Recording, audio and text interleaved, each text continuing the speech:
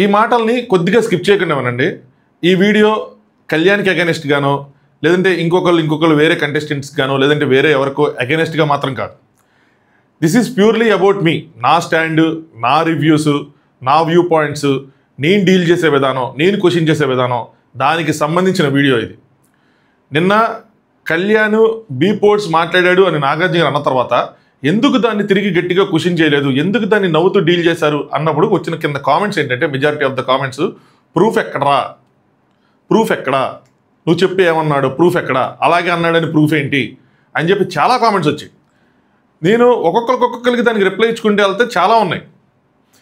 నేను దాన్ని పాజిటివ్గానే తీసుకుంటా. ఓకే, మీకు ఒక డౌట్ వచ్చింది, మీరు క్వశ్చన్ అడుగుతారు, ఎస్ మీకు ఆల్ ద రైట్స్ ఉన్నాయి యాజ్ ఎ ఫ్యాన్స్గా. సో ఇప్పుడు దానికి ఆన్సర్ చెప్పడానికి మాత్రమే ఈ వీడియో. నేను ఎందుకు అలా మాట్లాడతాను, నా వ్యూ పాయింట్ ఎందుకు, సో అప్పుడు మళ్ళీ మీరు మీ కరెక్షన్ పాయింట్స్, మీ కౌంటర్స్ మీరు అన్నీ పెట్టచ్చు.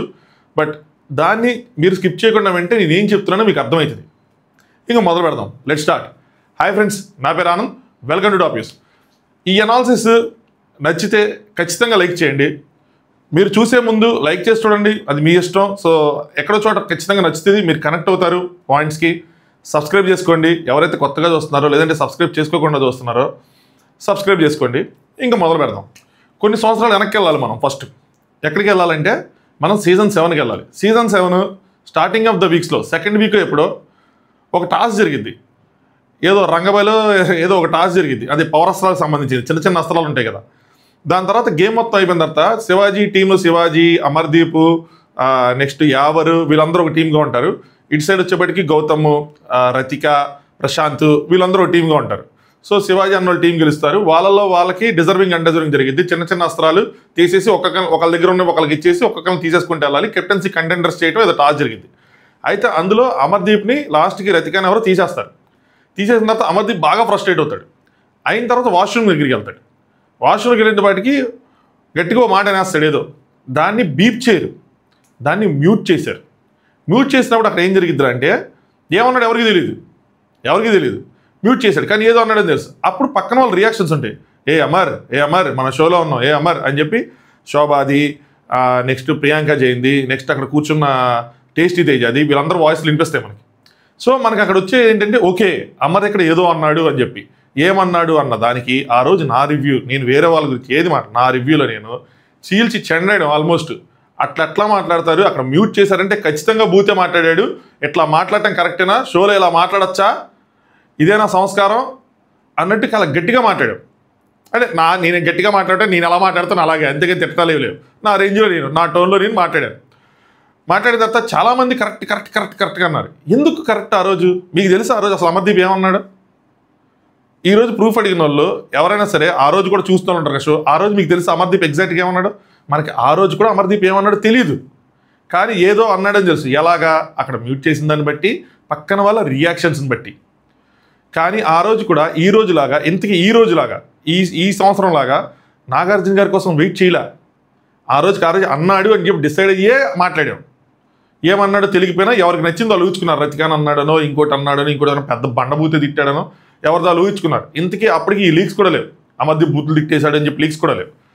దాన్ని బట్టి చెప్పుకున్నాం. అక్కడ మనకి కనిపించిన దాన్ని బట్టి, వాళ్ళు అక్కడ పక్కన రియాక్షన్ దాన్ని బట్టి అదంతా. చివరికి వీకెండ్ వచ్చింది. వీకెండ్లో నాగార్జున గారు ఆ పాయింట్ కూడా టచ్ చేయలే. మళ్ళీ నాగార్జున గారు నేర్చుకున్నాం వీకెండ్ ఎపిసోడ్లో.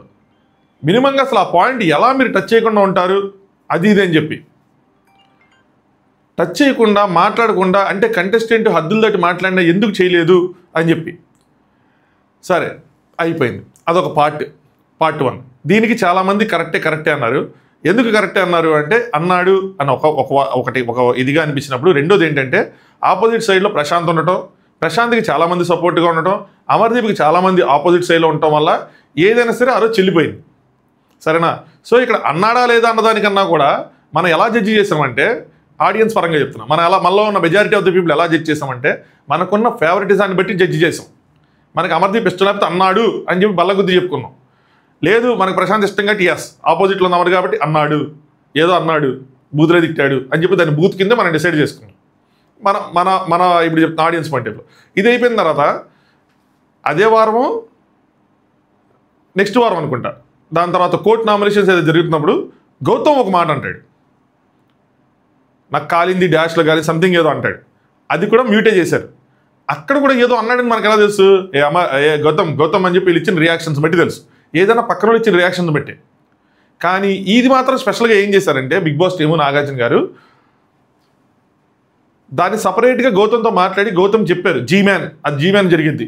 సో జీమ్యాన్ అని చెప్పి అడ్రస్ చేయటం, సో ఈ వర్డ్స్ చూసుకో, ఇలాంటి మాట్లాడుకో అని చెప్పారు. ఇది కూడా ఏంటి, జస్ట్ సీజన్ స్టార్టింగ్లోనే, సీజన్ మిడిల్లో సీజన్ ఎండ్లో కాదు, సీజన్ స్టార్టింగ్లోనే అడ్రస్ చేశారు. కానీ చెప్పి ఇలాంటి వాడకూడదు, కంట్రోల్ చేసుకో అన్న విధంగా చెప్పారు. సో అప్పుడు కూడా మనం గౌతమ్ని తిట్టాం, ఏంటి ఎట్టా పడతారని చెప్పి, నాగార్జున గారిని కూడా ఏంది ఇంత స్లోగా చెప్పారు, సర్లే బెటర్ ఇంకా కనీసం అడ్రస్ చేశారు, అమర్కైతే అడ్రస్ కూడా చేయలేదు చెప్పి ఇట్లా ఏదో మన వ్యూలో మనం చెప్పుకుంటూ వెళ్ళుంటాం. నాకు బాగా గుర్తు, అంటే నేను ఎగ్జాక్ట్గా రివ్యూ చూడదు కానీ ఇట్లా చెప్పుకుంటూ వెళ్ళుంటాం. అయిపోయింది. ఇప్పుడు వచ్చేపాటికి ఈ సీజన్ వచ్చింది. ఈ సీజన్లో కళ్యాణ్ వచ్చేపాటికి ఏదో అన్నాడని చెప్పి ముందు నుంచే లీక్స్ వచ్చినాయి, మాటలతో సహా లీక్స్ వచ్చినాయి. నాకు తెలిసి ప్రతి ఒక్కరికి వచ్చి ఉంటాయి. ఆ లీక్స్ని ఎందుకు నమ్మాలి? అది ఎవరైనా ఇచ్చి ఉండొచ్చు కదా అంటే మనకి చాలా లీక్స్ వస్తాయి. సో అన్నీ మనం నమ్ముతాం.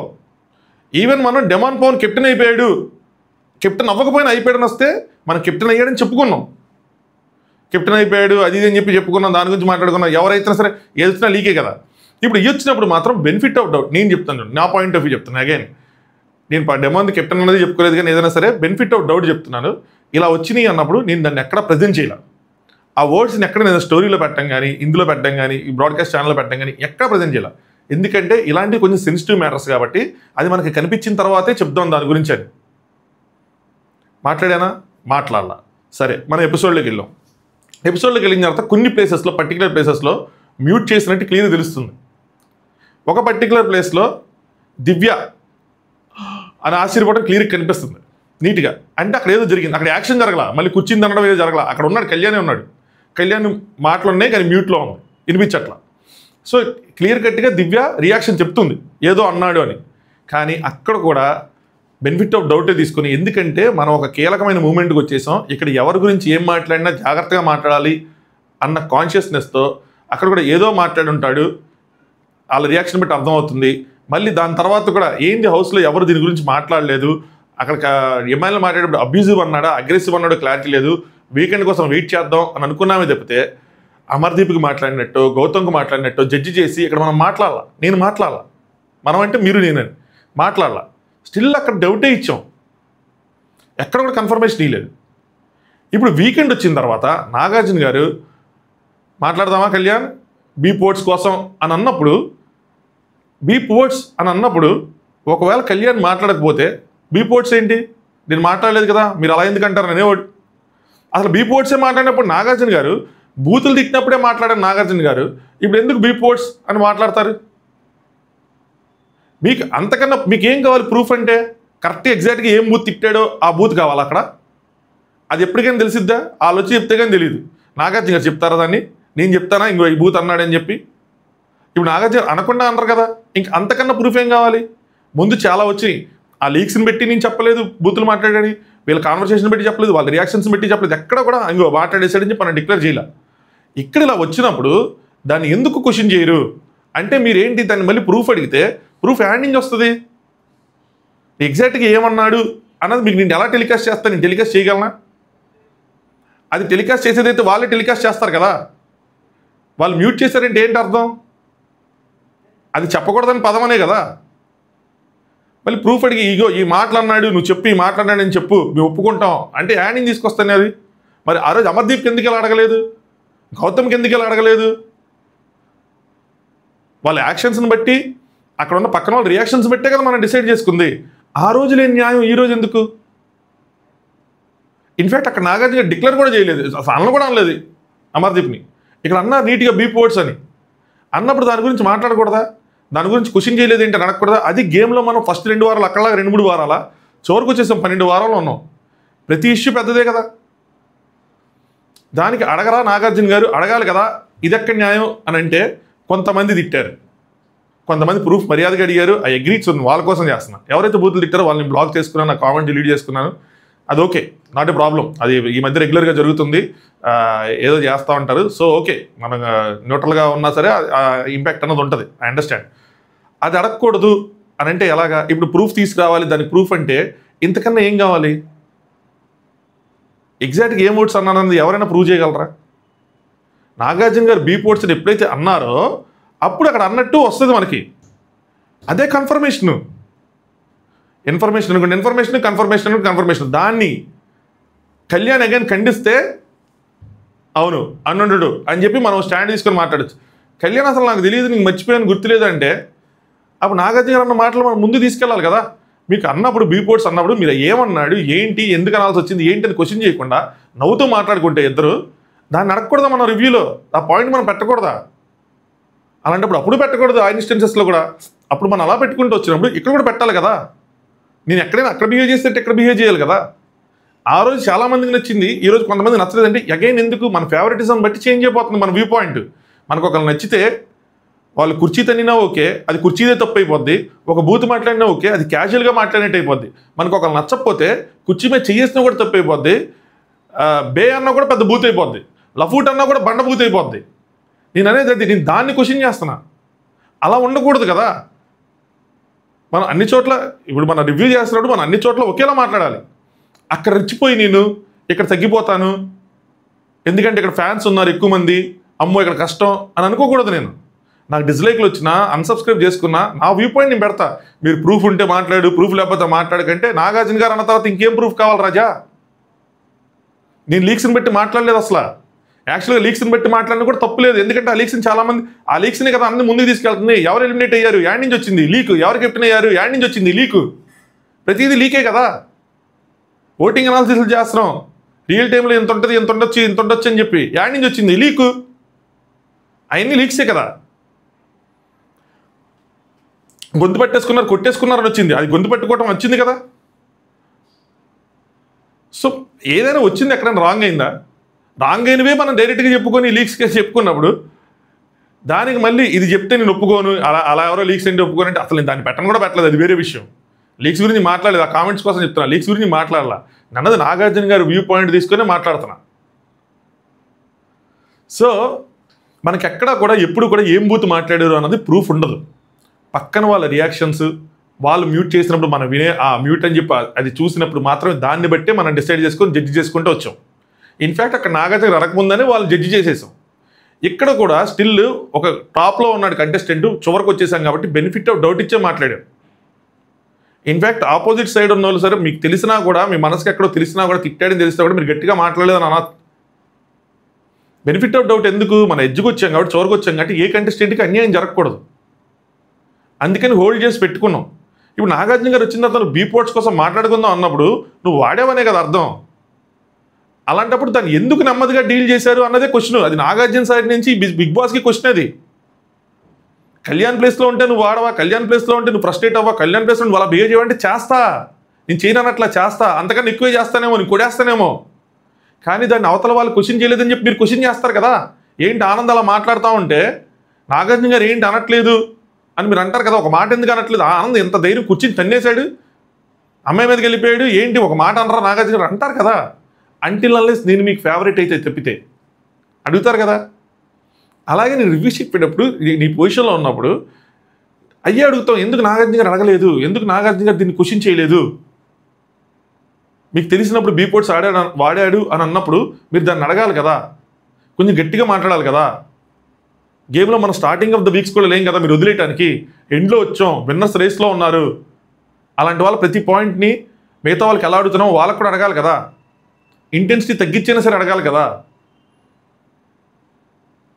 అలా చేయలేదు అన్నదే పాయింట్ నిన్న రైస్ చేసింది. అంతేగాని గెంటేయాలో, డోర్లు తీసి పంపించేయాలో, ఏదో చేసేయాలో అని ఎవ్వరూ అనలేదు. దీనికన్నా ముందు రెడ్ కార్డులు, ఎల్లో కార్డులు నోదరగొట్టారు. ఏమైనా అవ్వలేదు. సో దాని గురించి రెడ్ కార్డు ఇచ్చేయాలని చెప్పి అన్నాను, అలా కూడా అనలేదు. నేను సింపుల్ అన్నాడని అర్థమవుతుంది.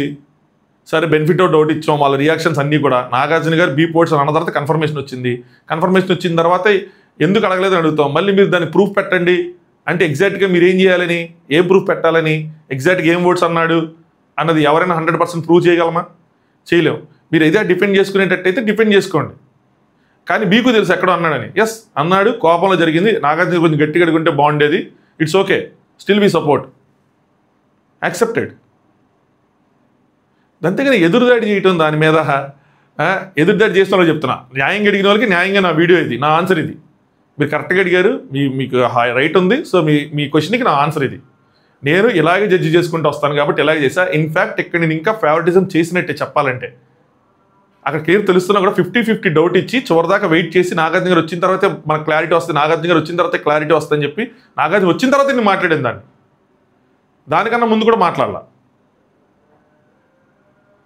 ఎందుకు అంటే చివరికి వచ్చేసాం కాబట్టి, సెన్సిటివ్ మ్యాటర్స్ కాబట్టి ఎవరికి అన్యాయం జరగకూడదనే. ఇదే స్టార్టింగ్ ఆఫ్ ద వీక్స్ అయితే నేను చెప్పేసాను గట్టి ఏదో ఒకటి అన్నాడంటే అన్నాడని అనలేదని నాకు అనిపించిందని చెప్పి. సిచ్యువేషన్స్ని బట్టి మ్యాటర్ ఎలా హ్యాండిల్ చేయాలన్నది నేను నేర్చుకున్నాను కాబట్టి ఆ సిచ్యువేషన్ తగ్గట్టు మాట్లాడా. బట్ నా జడ్జిమెంట్ అన్నది అప్పుడు ఎలా ఉందో ఇప్పుడు అలాగే ఉంది. అప్పుడు నేను రైట్ అయితే ఇప్పుడు నేను రైట్, అప్పుడు నేను రాంగ్ అయితే ఇప్పుడు నేను రాంగ్. అది సంగతి. మీకు క్లియర్ కట్గా అర్థమైందని నేను అనుకుంటున్నా, మీకు ఆన్సర్ వచ్చిందని కూడా అనుకుంటున్నా. ఇప్పుడు ఎక్కడా కూడా నేను దాన్ని తీసుకొచ్చి ప్రూఫ్ పెట్టి ఇంక పలానా వర్డ్స్ అన్నాడని చెప్పి నేను ప్రూవ్ చేయలేను. బయటకు వచ్చి వాళ్ళు చెప్పడం తప్పితే ఇంక ఇలా అన్నాడని చెప్పి అన్నోళ్ళు చెప్పడం తప్పితే, అది కూడా వాళ్ళు ఏంటి వచ్చిన తర్వాత వాళ్ళకి కళ్యాణ్ అంటే మరి తనుజ వినర్ అవడం ఇష్టం లేదనుకున్నా, ఇమాన్యుల్ వినర్ అవడం ఇష్టం లేదనుకున్నా, కళ్యాణ్ అంటే ఫేవరెట్ వాళ్ళు మారిస్తే నాకు తెలియదు. కానీ ఎక్కడున్న కంటెస్టెంట్స్ వాళ్ళు వచ్చి చెప్పాలి. ఏదైనా అన్నారు అంటే ఇంక ఇలా అన్నాడు అని చెప్పి, అది ఇమాన్యులో దివ్యానో కళ్యాణో వాళ్ళే వచ్చి చెప్తే మీకు అది ఆ వర్డ్స్ ఏంటన్నా తెలియదు, అది ఎంత ఇంటెన్సిటీ వర్డ్స్ అన్నది తెలియదు. నేను అదే అంటున్నా, నాగార్జున గారు బీప్ వర్డ్స్ అని అనేకుండా నేను ఇది కూడా చెప్తున్నా, మీ సైడ్ కూడా చెప్తున్నా, బీప్ వర్డ్స్ అని అనేకుండా సింపుల్గా ఏం వర్డ్స్ అన్నది కూడా ఒక హింట్ ఇచ్చుంటే, ఇప్పుడు గౌతమ్ మాట్లాడినప్పుడు జీ మ్యాన్, ఆ జీ అనే వర్డ్తో ఒక హింట్ ఇచ్చారు. అలా ఒక హింట్ ఇచ్చుంటే మనకి దాంట్లోని ఇంటెన్సిటీ అర్థమైంది. ఓకే ఇదేనా అంది, ఓ దీనికోసం ఎంత అడవుడు చేశారా అని కూడా మాట్లాడుకునే వాళ్ళం మనం. ఏమి లేదురా అయ్యా అని చెప్పి మనమే చెప్పుకునే వాళ్ళం. సో అది వాళ్ళు బయటకు వచ్చాక అప్పుడు అన్నారా లేదా అని ప్రూఫ్ వస్తుంది. అలా అనకపోయి కూడా ఉండొచ్చు. కానీ నాగార్జున గారు అన్న దాన్ని బట్టి మనం రివ్యూ చెప్పుకున్నాం. రేపు వాళ్ళు అనలేదంటే మళ్ళీ అనలేదంట, ఇంకో ఈ మాటలు అన్నాడంటే దీనికి ఎందుకు ఎంత అడవుడు చేశాము అని అప్పుడు అనుకుంటాం. ఇప్పుడు అనలేదు అని చెప్పి మీరు ప్రూవ్ చేయలేదు, అన్నారు ఇంకో ఈ వర్డ్స్ అన్నారని చెప్పి నేను పెట్టలేను. అక్కడ ఉన్న వాళ్ళ రియాక్షన్స్, హోస్ట్ చెప్పిన మాటలు, దాని ప్రకారం మాత్రం మనం జడ్జిమెంట్ చేయగలం. నెక్స్ట్ కళ్యాణ్ ఇచ్చిన ఆన్సర్స్. కళ్యాణ్ నేను ఎక్కడ బీ వర్డ్స్ అన్నాను సార్ కూర్చిందండి అని చెప్తే అంటే అనలేదంట అని చెప్పి అప్పుడు హోస్ట్ కళ్యాణ్ అంటే అగైన్ మనం కళ్యాణ్ సైడ్ తీసుకోవచ్చు, లేదు కదా. ఇది సంగతి. సో ఎవరైతే ప్రూఫ్ అన్నారో వాళ్ళకి నా ఆన్సర్ అనమాట. సో ఇప్పుడు మీకేమనిపిస్తుందో మీరు చెప్పండి. నచ్చితే దీనికోసం 2 వీడియోలు చేయాల్సి వచ్చింది. సో నచ్చితే వీడియో లైక్ చేయండి, ఛానల్ సబ్స్క్రైబ్ చేసుకోండి. ఇంకో స్పెషల్ అనాలిసిస్ వీడియో అనుకున్నాను కానీ ఇంక చేయలేమో, ఇంకా నెక్స్ట్ ఎపిసోడ్ రివ్యూతో కలుసుకుందాం. ఏదైనా గ్యాప్ ఉంటే కనుక మధ్యలో వీడియోకి ఏదైనా ఉండి టైం ఉంటే, నాకు కూడా టైం ఉంటే ఖచ్చితంగా చేస్తాను. అదర్వైజ్ మళ్ళీ ఎపిసోడ్ రివ్యూతో కలుసుకుందాం, సరేనా. So who's ever supporting, thank you so much. Video like చేస్తున్నందుకు, ఛానల్ సబ్స్క్రైబ్ చేసుకుంటున్నందుకు. నిన్న పాయింట్లో ఇంకోటి పాయింట్ కూడా చెప్తాను. చాలామంది కళ్యాణ్ ఫ్యాన్స్ ఎవరైతే ఉన్నారో దాన్ని సపోర్ట్ చేసిన వాళ్ళు కూడా ఉన్నారు. అవును భయ్యా మీరు చెప్పింది రైటే, బీప్స్ అన్నారు కాబట్టి ఓకే కరెక్టే అని చెప్పి సపోర్ట్ చేసిన కూడా ఉన్నారు. Thank you. వాళ్ళు ఎవరైతే దాన్ని కరెక్ట్గా తీసుకున్నారో, దానివల్ల ఏదో అయిపోయింది, ఇంకోటి ఏదో జరిగిపోయింది, ప్రపంచం తలకిందులు అయిపోయింది, అయ్యేం కాదు. మిస్టేక్స్ ఉంటే మిస్టేక్స్ యాక్సెప్ట్ చేయాలి. నేనే చెప్తాను ఆ పొజిషన్లో ఉంటే నేను అలా చేస్తానేమో అని చెప్పి, బట్ నేను యాక్సెప్ట్ చేస్తానంతే. నన్ను సపోర్ట్ చేసే వాళ్ళు కూడా యాక్సెప్ట్ చేయాలని కోరుకుంటా.